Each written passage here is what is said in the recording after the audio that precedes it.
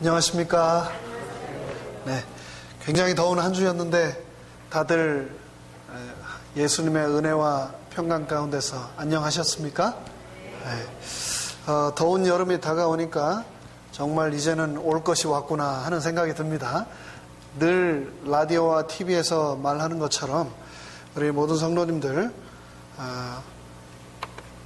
시원하게 계실 수 있는 곳에서 건강하게 계시고 특별히 탈수되지 않도록 부지런히 수시로 물을 잘 마시시면 좋겠습니다. 이 안식일이 시작하는 이 시간, 특별히 이 LA 사는 우리가 이 교회에서 하나님의 집에서 이 안식의 첫 시간을 맞이한다는 것은 정말 특별한 겁니다. 우리가 희생을 하고 헌신을 하지 않고서는 그렇게 할 수가 없지요. 막히는 길을 뚫고 와야 되고 피곤한 몸을 일으켜 세워서 와야 됩니다. 물론 집에서 카스타에 올라간 방송을 클릭해서 보셔도 좋겠지만 직접 우리의 몸과 마음을 하나님의 전으로 갖다 놓는 것, 그 자체가 우리가 하나님께 드릴 수 있는 굉장히 특별한 제사라고 생각을 합니다. 모이기를 더욱 힘쓰게 되기를 간절히 바랍니다.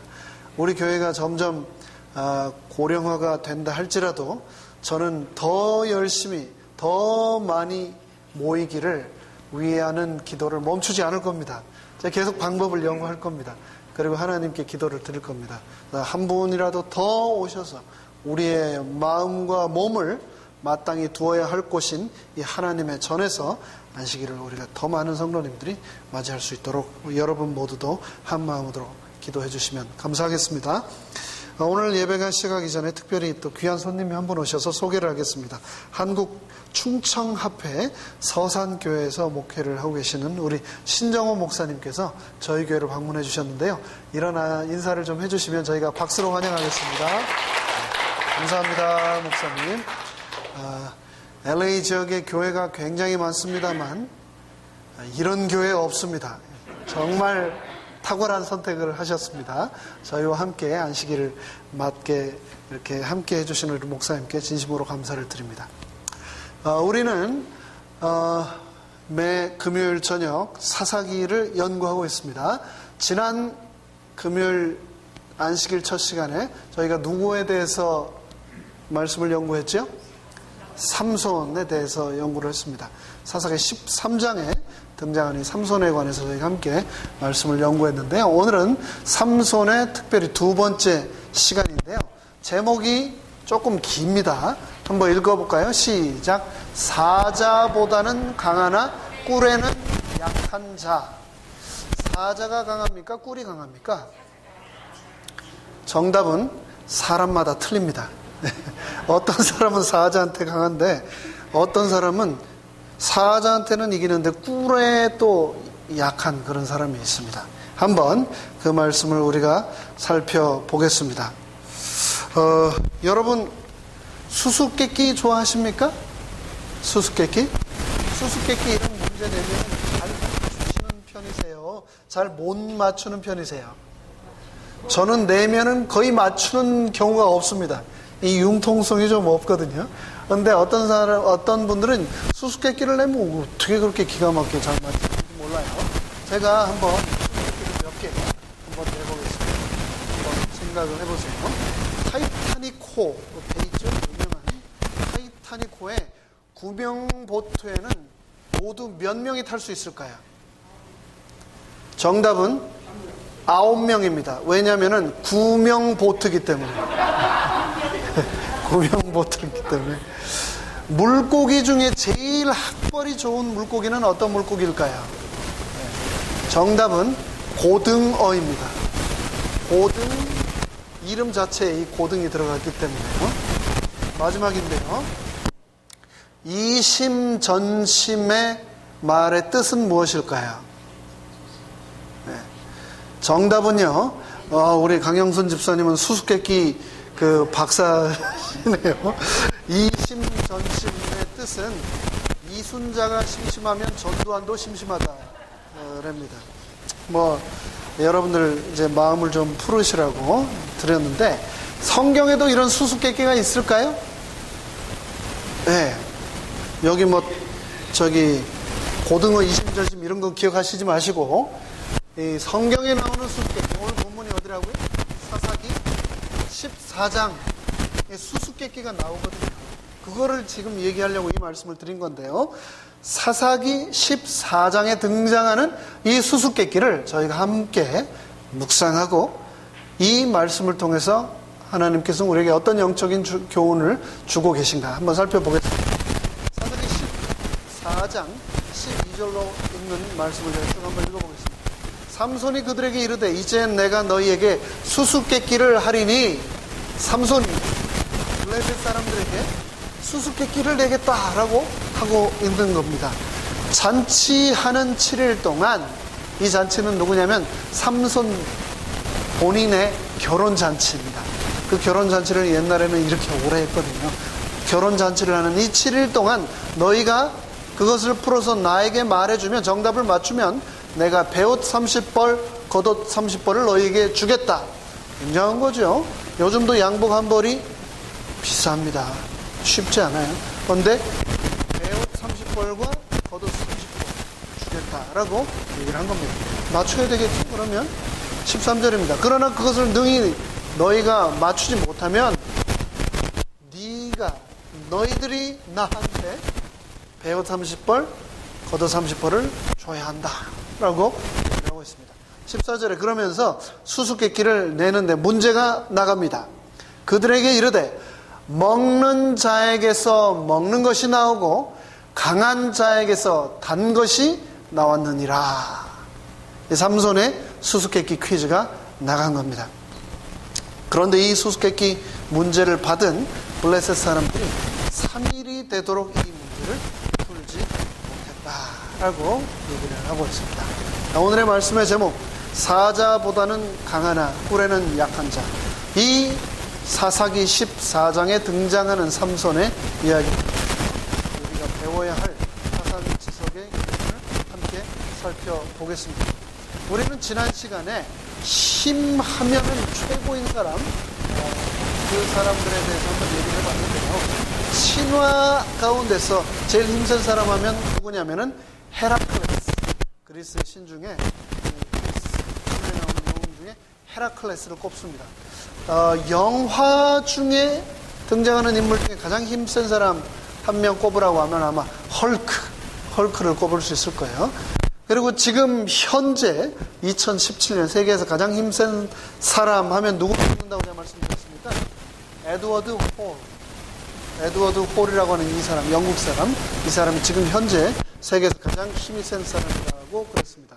데드리프트, 이렇게 엎드려서 이렇게 드는 걸로 1100파운드를 든다고 했습니다. 72kg 성인 남자 7명을 들어 올리는 거라고 했습니다. 여기 어깨가 휘어진 거 보이죠? 그 다음에 레그 프레스, 누워가지고 이렇게 발로 이렇게 짐을 올려가지고 이렇게 들어 올리는 거 있죠? 레그 프레스로는 2200파운드, 그러니까 72kg 성인 남자 14명을 들어 올리는 건 이거를 10번 했대요. 10번. 여러분 발 위에다가 남자 14명을 올려놓고 이렇게 들었다 놨다 들었다 놨다를 10번 한다고 생각을 해보십시오. 굉장한 거죠. 그런데 생각을 해봤습니다. 왜 하나님께서는 이 블레셋의 대적으로 힘이 센 삼손을 사사로 부르셨을까요? 지혜로운 사람, 아니면은 또 말을 잘하는 사람, 여러 가지 재능이 있는 사람들이 있죠. 돈이 많은 사람, 이런 종류가 많을 겁니다. 근데 그런 사람 다 놔두고 하나님이 힘이 세는 사람을 블레셋의 사사로 왜 부르셨을까? 이 블레셋 사람들은 혈통적으로 보면 지중해 지역에서 온 사람입니다. 그러니까 유러피언이라고 볼 수가 있겠죠. 등치가 컸습니다. 키도 컸고요. 힘이 굉장히 셉니다. 끊임없이 이 사람들이 이스라엘 백성들을 괴롭혔죠. 성경에 보면. 그에 비해서 이 히브리인들은 중동 지역에서 상대적으로 온 사람들이기 때문에 이 블레셋인만큼 체구가 거대하지는 않았습니다. 이 블레셋 사람과 대항하는 이스라엘 사람. 그런데 이 이스라엘 사람 가운데 대표적인 장사인 삼손 못지않게 블레셋에서 내세우는 아주 힘이 센 장사가 하나 있었는데, 여러분 기억하십니까? 누구죠? 골리앗이 어디 사람입니까? 바로 이 블레셋 사람. 우리가 주석을 통해서 짐작해 보건대 블레셋의 키가 거의 2m 90이 넘었을 것이다 라고 생각을 하고 있습니다.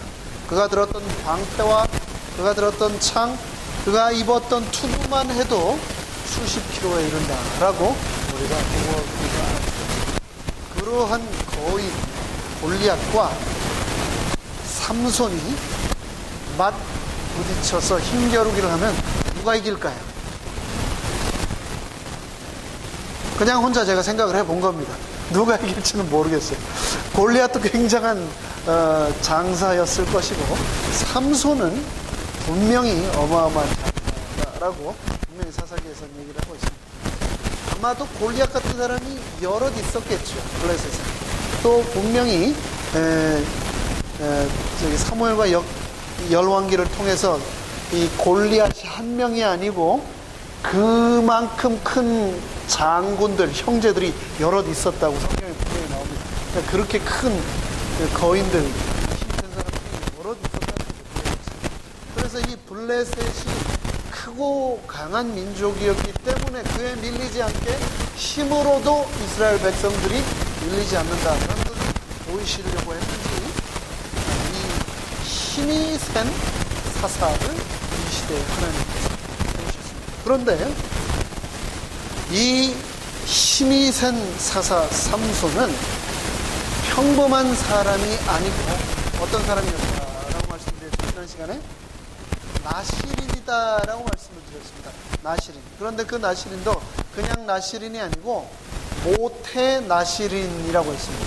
어머니가 잉태하면서 수태고지를 받으면서부터 이미 포도주와 독주를 금하고 철저하게 어머니의 뱃속에서부터 가려진, 구별되어진, 그렇게 해서 태어난 사람, 바로 모태 나시린이 바로 이 삼손이었습니다. 그런데 이 나시린 삼손은 진짜 나시린이었습니까? 아니면 약간 좀 엉터리 나시린이었습니까? 무늬만 나시린이었습니다. 무늬만. 그런데 그래도 참 신기한 게, 자기가 나시린이라고 하는 것은 까먹지 않고 살았던 것 같습니다. 성경 말씀 사사기 16장 17절 이런 말이 있죠. 들릴라와 함께 있으면서 그 힘의 비밀을 캐내려가는 이 집요한 여인의 그 유혹에 삼손이 이렇게 얘기를 하죠. 삼손이 진정을 토하며 그에게 이르되 내 머리에는 삭도를 대지 아니하였나니 이는 내가 모태에서부터 하나님의 뭐라고요? 나시린이 되었습니다. 삼손이 들릴라에게 뭐라고 얘기를 하고 있냐면은 나 나시린이야, 모태 나시린이야 라고 얘기를 하고 있는 겁니다. 여러분, 나는 재림 신자야, 안식일 교인이야, 그거 늘 기억하고 살고 계십니까? 여러분 자녀들도 그렇게 생각하며 살고 있습니까? 돼지고기를 맛있게, 돼지갈비를 먹으면서도 나 재림 신자야 하는 그런 사람들을 저는 많이 봤습니다. 그리고 심지어 요즘은 일요일교회에서 예배를 보면서 일요일교회 출석을 하면서도 그래도 난 안식일 교인이야 이런 사람들이 많더라고요. 여기 제가 미국 와서 보니까. 그런데 한국에서 우리 여러 훌륭한 목사님들이 전도 집회, 부흥 집회, 예언 집회를 해도 교회가 이렇게 꽉꽉 차지 않는데, 이 한 두 청년이 한마디를 했는데 막 그 교회와 그 동네가 막 다 난리가 났습니다. 인파가 몰려가지고. 누구냐면은 그 영화 배우 중에 진구라고 아십니까? 진구라고 하는 이 영화 배우가 있는데, 언론과 인터뷰를 하면서 종교가 뭐냐라고 하니까 나는 재림교인이다. 제7의 안식일 예수 재림교인이다. 그 교회 2단 아니다. 그렇게 얘기를 했어요. 그 한마디를 하고 나서 이 재림교회가 굉장히 많이 엄청나게 검색이 되고 그 교회에 대한, 우리 교회에 대한 관심을 많은 사람들이 보였었습니다. 또 가수 중에 동방신기라고 하는 이 가수 그룹이 있는데 그 중에 시아준수라고 하는 청년인데 이 청년도 우리 교인이에요. 근데 가수를 하니까 뭐 안식일을 제대로 지키겠습니까? 아니면 친구들하고 어울리니까 술도 마시고 그러겠죠. 그런데도 이 친구가 그렇게 살지라도 엄마 늘 기도하고 교회 와서 간증하고 이 친구가 교회 와서 간증을 하니까 교회가 막 차고 우리 소녀 팬들이 확 차서 주변에 막 경찰들이 다 와서 길을 정리해줄 정도 그렇게 됐다고 합니다. 이 진구나 시아준수나 이런 청년들도 하나님이 부르신 우리 모두가 나시린이기 때문에 그런 삶을 살아야 되는데 그렇게 살지는 못했지만 마음속으로 나는 재림신자이다, 나는 나시린이라는 것을 기억하고 있었죠. 참 기특한 일입니다. 그런데 이 삼손도 그의 삶은 그렇지 않았지만 마음속에 자신이 하나님으로부터 모태로부터 선택된 나시린이었다라는 것은 기억을 하고 있었던 것 같습니다. 이 지금 사사기 16장의 장면도 어떤 장면이냐면은 하나님이 선택하신 나시린이 하나님의 전에서 하나님의 백성들과 함께 있어야 되는데 어디에 있었습니까? 하나님의 땅, 하나님의 민족, 하나님의 백성, 하나님의 전에 있지 않고 이방 땅 블레셋의 창녀 들릴라의 집 그녀의 무릎 위에 머리를 베고 누워서 지금 뭐라고 얘기를 하고 있는 겁니까?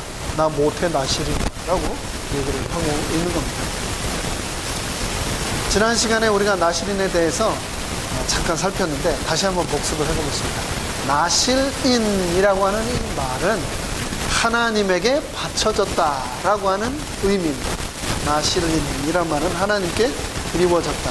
근데 이 나실인의 외적으로 드러나는 표현 세 가지가 있는데 첫 번째는 포도나무에서 난 그 어떤 프로덕트 일체 먹지 않았다. 생포도나 말린 포도나 발효된 포도나 그 어떤 포도 제품을 먹지 않았다. 두 번째는 머리털이 길게 자라도록 머리털에 세 번째 무슨 일이 있어도 시체의 주검에 손을 대지 않았다. 심지어 가족일지라도 그런 일을 하지 않았다. 이 세 가지를 통해서 나시린이구나 라는 것을 주변 사람들이 알 수 있게 하셨다라고 했습니다. 나시린은 크게 두 종류의 나시린이 있다라고 말을 하는데요.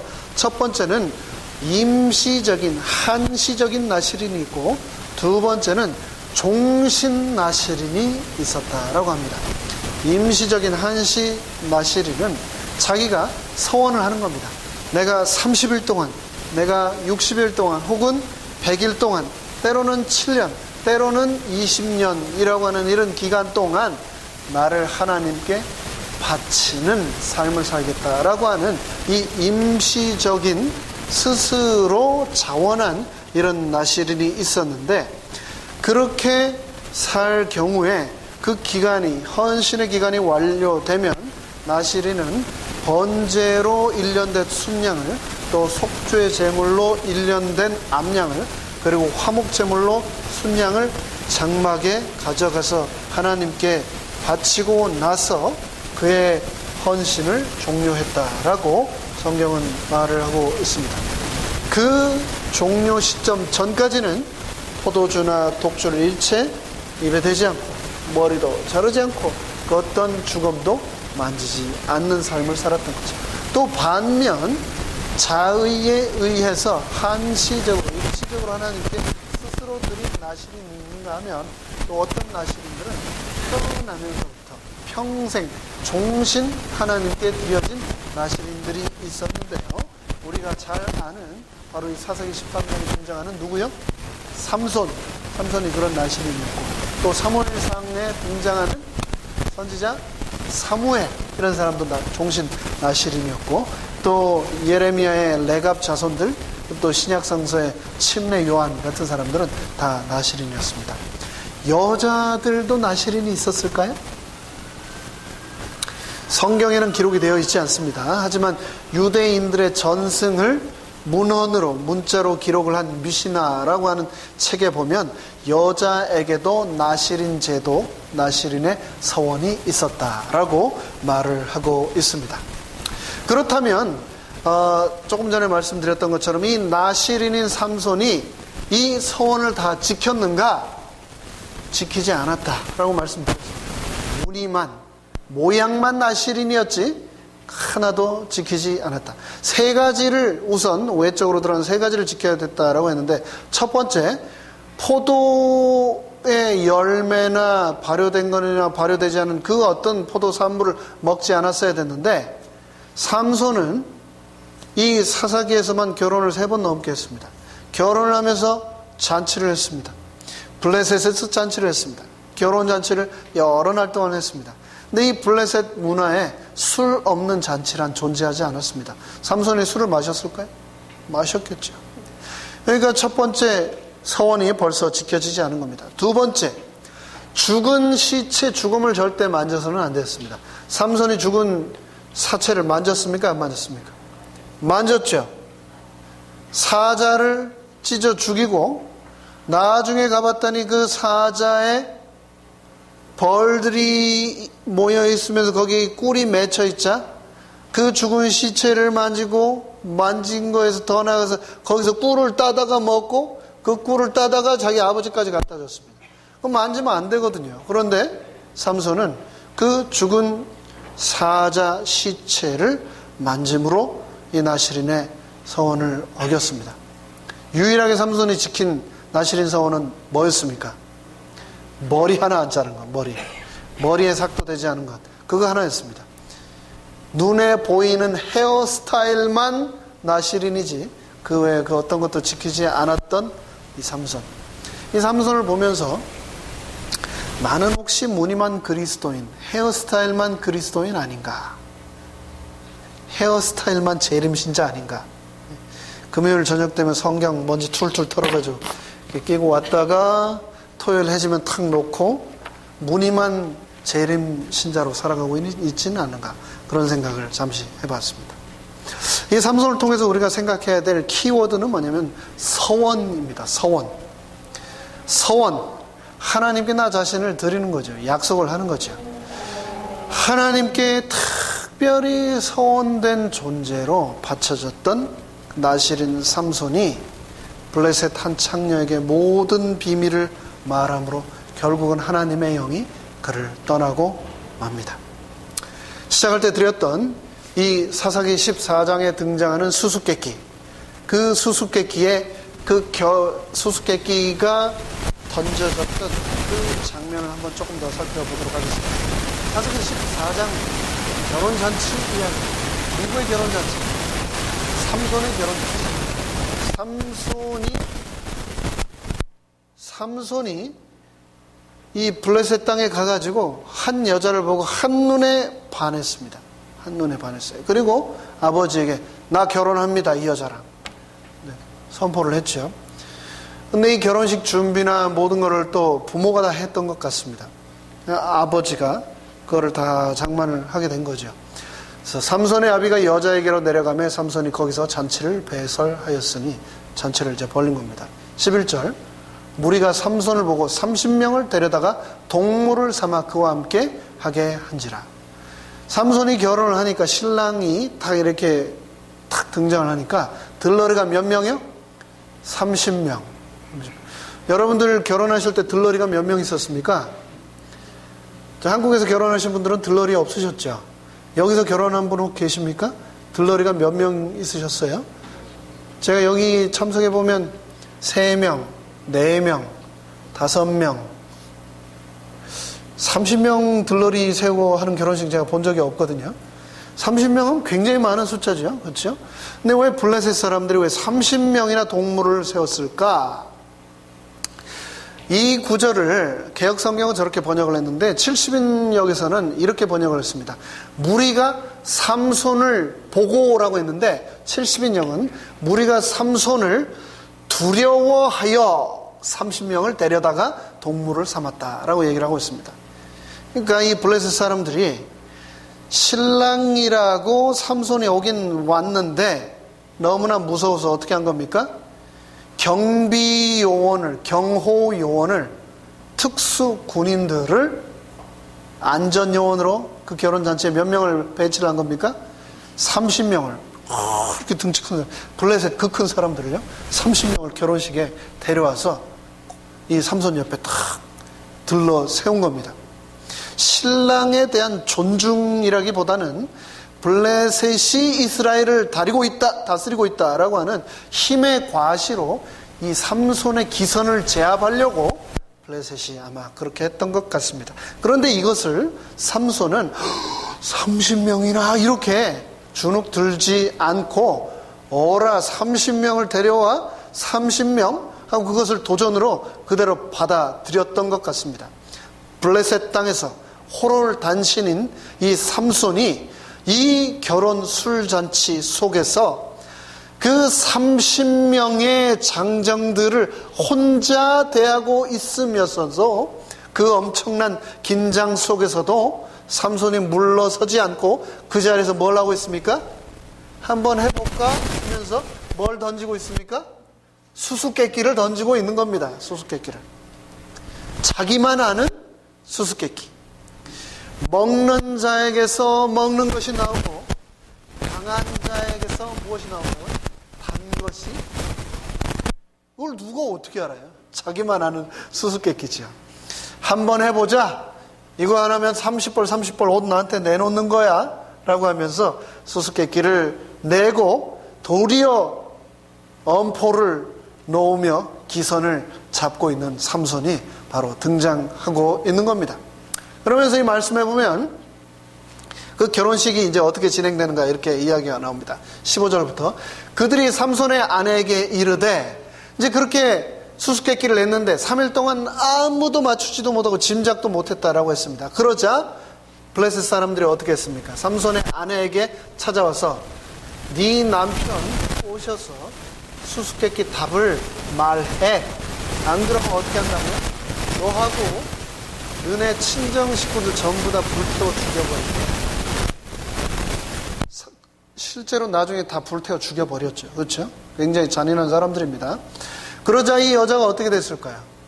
다 친정 식구를 죽인다고 하니까 목숨 걸고 삼손 앞에서 울면서 답을 알려달라고 졸랐죠. 그러자 삼손이 답을 알려줬고 그 답을 들은 이 여자가 그 민족에게 고하였더라. 18절입니다. 그리고 나서 7번째 날 해가 지기 전, 이제 수수께끼를 준 이제 답을 말해야 될 마지막 시간까지 간 거죠. 마지막이 7번째 제7일 해가 지기 전 성읍 사람들이 삼손에게 이르되 무엇이 꿀보다 달겠으며 무엇이 사자보다 강하겠느냐. 답을 이제 말하게 된 거죠. 딥나로 내려가는 그 길에 젊은 사자를 만났고 그 사자를 만나자 여호와의 신이 임하여 사자의 입을 찢어 죽였던 그 삼손, 그리고 나중에 가봤더니 그 사자에 있었던 벌들과 그 꿀을 따먹었던 이야기를 아무도 모르는데 이 블레셋 사람들이, 성읍 사람들이 알고 있었다.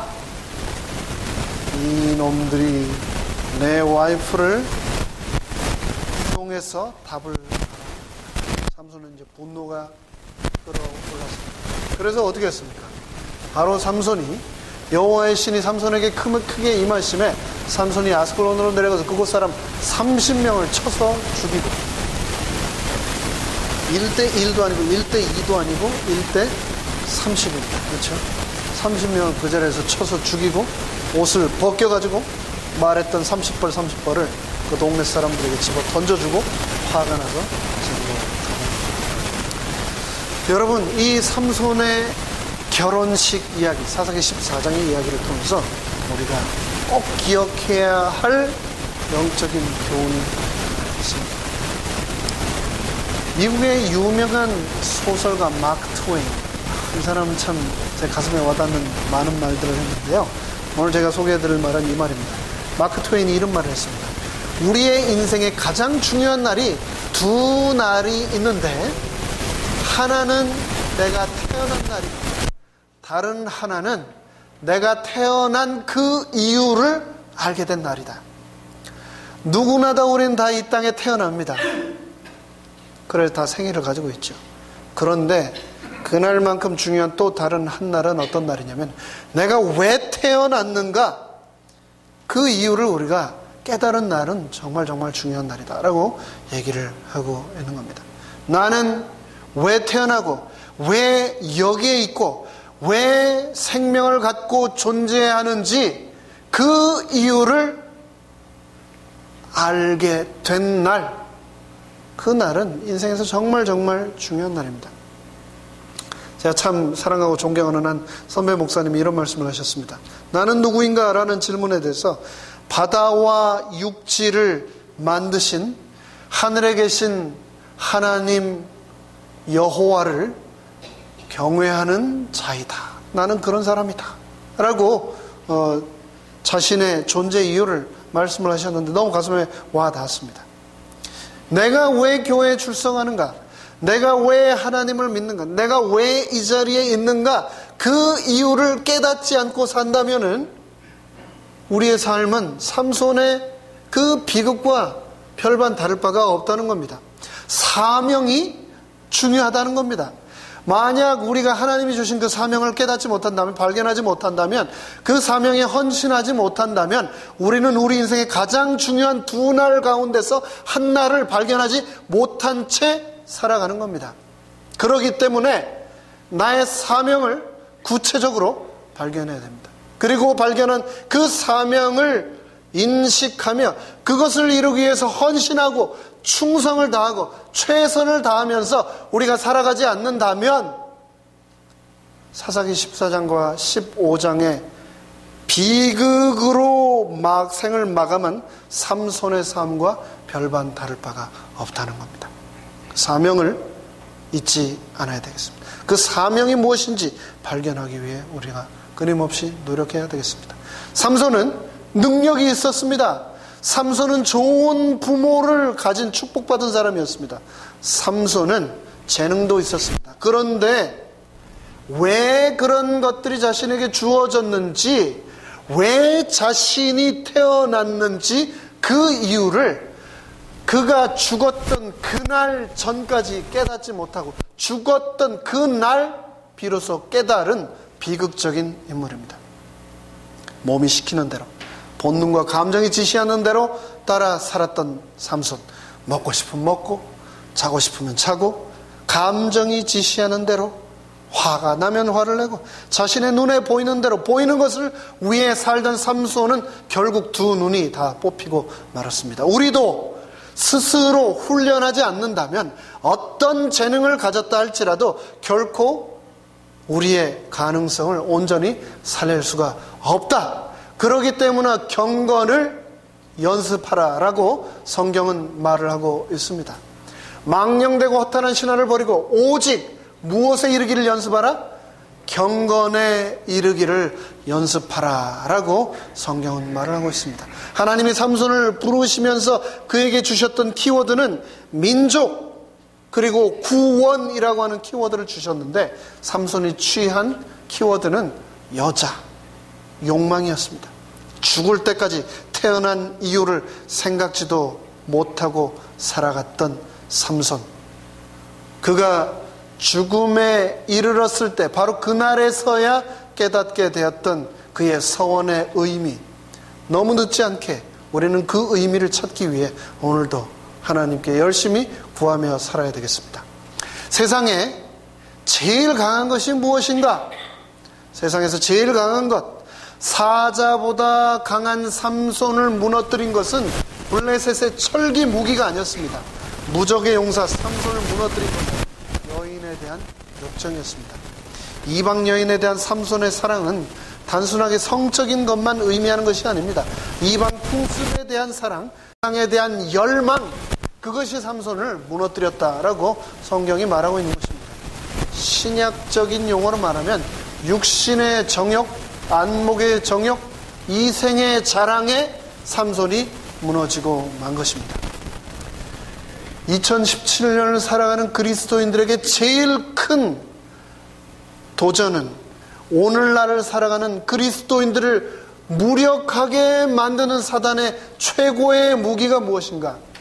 육신의 정욕과 안목의 정욕과 이 생의 자랑이다 라고 성경은 말하고 있습니다. 그래서 이 요한 1서 2장 15절은 말하기를 뭐라고요? 이 세상이나 세상에 있는 것들을 사랑하지 말라. 누구든지 세상을 사랑하면 아버지의 사랑이 그 속에 있지 않다. 사자 같은 그리스도인일지라도 세상의 꿀맛에 취해서 살면 삼손처럼 반드시 무너진다. 그 말씀을, 그 교훈을 우리에게 주고 있는 것입니다. 하나님께 나 자신을 드렸던 그 소원을 기억하게 되시기를 간절히 바랍니다. 하나님이 나를 부르셨던 그 소명을 기억하게 되시기를 간절히 바랍니다. 사람이 유명해지는 데는 두 가지 방법이 있습니다. 첫 번째는 남들이 못하는 일들을 이루어서 유명해지는 방법이 있고요. 두 번째는 당연히 해야 되는 것을 못해서 유명해지는 경우가 있습니다. 삼손은 전자일까요? 후자일까요? 후자죠. 후자. 모든 게 다 주어졌는데 그걸 못했습니다. 그래서 유명해진 겁니다. 참 마음 아프게 유명해진 비극이 된 거죠. 사사라는 타이틀 주셨죠. 나시린으로 태어나게 하셨죠. 게다가 어마어마한 힘 주셨는데 그거 다 날려버린 너무나 안타까운 사사. 가장 연약한 사람일지라도 하나님이 함께 하시면 가장 위대하게 사용하실 수 있는데, 가장 강할지라도 하나님이 함께 하지 않으시면 가장 약하게 무너져 버릴 수 있다라고 하는 너무나 마음 아픈 비극의 샘플이 되어버렸던 삼손의 삶. 안목의 정욕에 사로잡혔던 삼손, 그리고 결국은 두 눈을 잃었던 삼손. 그 삼손이 하나님께 죽음의 순간 부르짖습니다. 뭐라고요? 눈을 잃고 나서야 하나님께 부르짖은 이 삼손이 뭐라고 얘기를 했습니까? 이번만 나로 강하게 하사 블레셋 사람이 나의 두 눈을 뺀 원수를 단번에 갚게 하옵소서. 이 사사기의 5분의 1을 차지하고 있는 삼손 이야기, 이 전체 4장 중에 삼손이 하나님께 기도하는 장면이 딱 2번 나옵니다. 딱 2번. 한 번은 나귀 턱뼈로 1000명을 죽이고 나서 목말라서 목말라 죽겠어요, 물 주세요. 그 기도입니까? 목말라서 진짜 기도는 하나님께 드리는 한우는 죽음 직전에 그제서야 깨닫고 자신이 왜 태어나게 되었는지에 대해서 깨닫고 바로 죽음 직전에 두 눈을 잃고 그제서야 이렇게 된 겁니다. 일본이라는 세계적인 크리스찬 작가 미우라 아야코, 여러분들 잘 아시죠? 빙점이라는 소설과 노래 수많은 음악 작품을 남긴 정말 탁월한 작가인데요. 이 미우라 아야코는 척추 카리에스라고 하는 병을 앓고 척추에 혈액균이 침입해서 척추가 썩어 들어가는 병을 했고 결국은 죽었죠. 근데 이 미우라 아야코가 그 신음 속에서 나약한 그 그녀의 육신을 통해서 늘 하나님께 드렸던 기도가 뭐냐면은, 하나님 이 병으로부터 나를 자유롭게 해주십시오. 병으로부터 치유함을 얻게 해주십시오 라고 기도하지 않고 이 여인은 뭐라고 말씀해요? 그의 일기를 통해서 나약한 나를 통해 하나님의 영광을 드러낼 수 있는 사람이 되어주십시오. 기도를 드렸습니다. 이것은 기도입니다. 자신이 병들어 고통받고 있음에도 불구하고 하나님 저를 고쳐주십시오 라고 기도하지 않고 하나님 저를 써주십시오. 저를 통해서 하나님의 영광을 주십시오 라고 기도하였습니다. 당장 나 자신에게 필요한 조건을 채우기보다는 하나님께서 원하시는 뜻을 이루기 위한 기도의 소원을 우리도 이루어야 하겠습니다. 그렇게 한다면 하나님께서 우리를 사자보다 강한 하나님 용사로 사용하실 서원을 기억하시며 모든 성도님들 되시기를 간절히 바라면서 말씀을 마치겠습니다. 이제 다 함께 잠시 기도하는 시간을 갖겠는데요. 첫 번째 기도 제목입니다. 다음 달 8월 19일, 8월 셋째 하시는 신내식을 기획하겠습니다. 저희 교회에 여러 부도자들이 계시고 특별히 쓰신 분, 저희 교회에 다른 계시고 얼마 안 되는 분들이 계십니다. 그분들이 성경부를 하셔야 되고 신의 결심을 하셔야 되고 신뢰를 하셔야 되고 그래서 공부를 해야 되는데 여러 가지 선언의 방해가 왔습니다. 그분들이 방해받지 않고 성경을 공부하고 진리 안으로 들어오시는 기억해서 주시면 감사하겠습니다. 누가 계실까요? 지금 현재 저하고 성경 공부를 하고 계신 분은 우리 고형소 집사님, 포렌스 사시는 고형소 집사님 계십니다. 그리고 또 우리 김중훈 목사님 안식일 오마다 저 잠옷방에 모여서 공부를 하고 계시는데 거기 또 여러 기도자들이 계십니다. 그리고 일일이 이제 말씀은 다 못 드리지만 우리 집사님들, 장로님들 개인적으로 컨택을 하시고 계속해서 공부를 하고 계신 기도자들이 계시죠. 그분들이 열심히 하실 수 있도록 기도해 주시면 감사하겠습니다. 두 번째 기도 제목은요, 지난 금요일, 그러니까 딱 일주일 전이네요. 지난 금요일에 우리 유순여 집사님 아들인 성 데이빗, 성주희, 이 작년에 바로 여기에서 결혼했다고 한 그 젊은 부부가 아들을 낳았습니다. 이름이 성 브랜던이에요. 근데 엄마와 이 아기를 위해서 기도해 주시면 감사하겠습니다. 빨리 나왔어요. 원래 있어야 되는 것보다 한 달 넘게 빨리 나왔다고 그랬죠. 그래서 병원에 가봤는데 요만해요, 아기가. 그래서 이 아이 건강을 위해서 기도해 주시면 감사하겠습니다. 그리고 우리 지난 일요일에 우리 김동림 장로님, 기순저 집사님 아들, 한국 이름 제가 들었는데 까먹었습니다. 영어 이름이 톰이라고 그랬는데, 김남규 형제, 애너하임 힐이라고 그랬나요, 거기가? 애너하임 힐에 새롭게 비즈니스를, 식당을 시작했습니다. 잘 사업도 돼야 되겠지만, 또, 신앙이 또 회복될 수 있도록 그 가정을 위해서 기도해 주시면 감사하겠습니다. 세 번째 기도 제목, 미우라 아야꽃처럼 하나님, 저를 채워주십시오. 그런 기도만 하지 말고 하나님, 저를 써주십시오. 저를 통해 하나님 영광 받아주십시오. 라고 하는 우리 개인적인 기도를 또 함께 하겠습니다.